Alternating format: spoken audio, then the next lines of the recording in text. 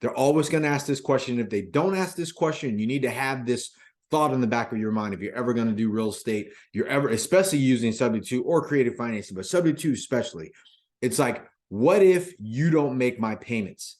That is the biggest concern, right? It's not what if you drop off from the face of the planet? What if you die? That's fine for multifamily and stuff like that. But we're talking about residential properties, whether it's houses, condos, townhouses, whatever. What if you don't make my properties? Why? Because we're telling them, hey, we're going to take over the payments on this property. We're going to make them until we get the property resold, long as your house qualifies. And then first, it's typically, okay, how's my house qualify for that? Next, what if this guy doesn't make my payments? What if this lady doesn't make my payments? What if everything that they're saying is true, but they don't make my payments? What happens to me? Right?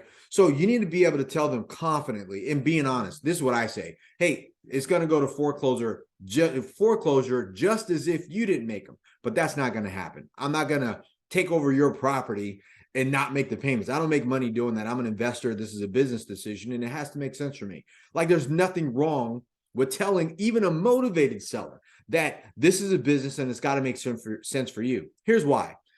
And this may come across wrong for people watching this video, but hear me out, especially if you're just starting.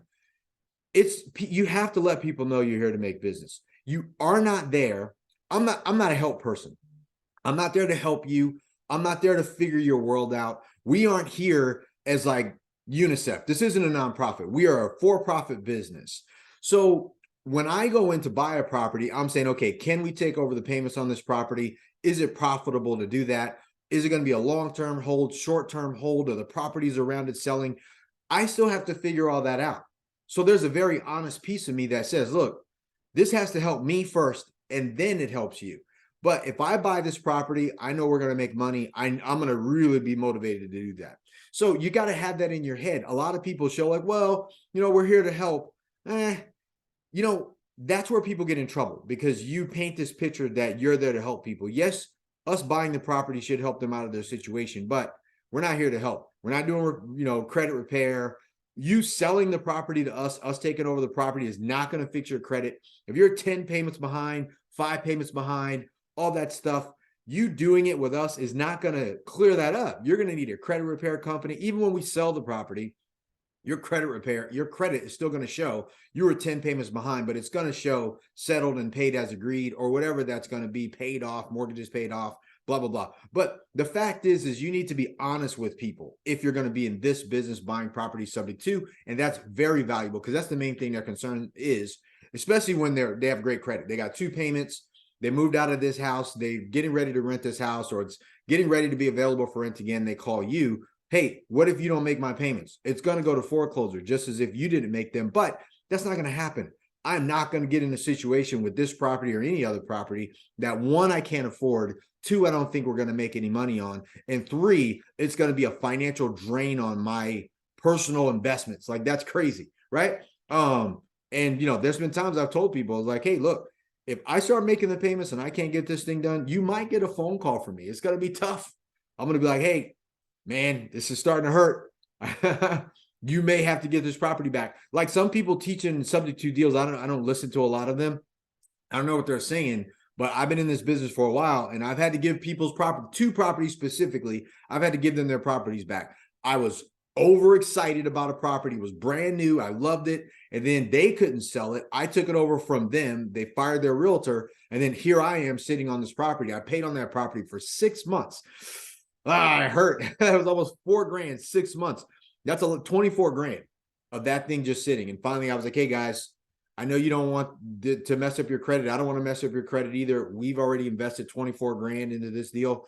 Man, I'm going to have to give it back. And they were like, man, okay, Vic, I'm sorry you went through that. They felt bad. But the thing is there's a high level of honesty when you're able to solve this one big problem or this one big question that they have. 1, tell them. And 2, have a backup plan. Hey, guys, look, if this thing goes sideways, I'm going to give this thing back, period. Right? Or if they're like, hey, man, you know what? That's going to bother me. Just tell them, be honest. If this is going to keep you up at night, don't do this deal, because I don't want it. You don't want it. I don't want the concern that you have, because I'm not going to be concerned. But if this is a challenge, let's just not do the deal and then move on. If they say, yeah, that sounds good, you're right, then great. And if they don't, then move on. This is a very honest business. Subject to deals are very simple to do if you have a high level of integrity and a high level of ethics about what you're willing to do personally and what you're willing to do for other people. So I hope this thing helps you guys. The number one motivated seller concern is what it's going to happen if you don't make the payments. And your answer, very simply, the same thing is if you don't make them, it's going to go to foreclosure, because that's the real estate truth. But at least you're the one having that conversation with them. And when you do, most likely people can accept that. They already know that. Their concern is there. It's going to be against your credit. It's going to go into foreclosure, but that's not going to happen. I'm not going to get into a deal I can't afford and that's going to bring me down financially and I can't make a lot of money on. So I am motivated.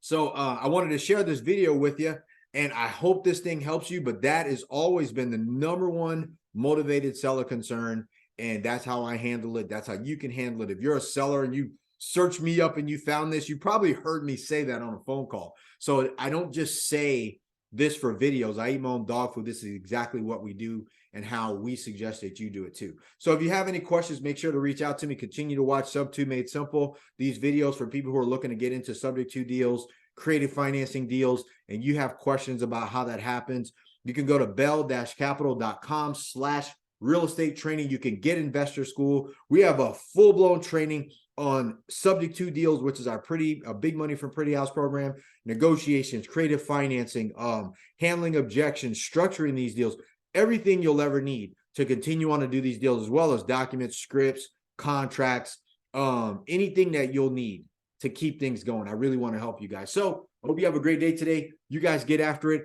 do deals, make money. That's the goal here. Let's go.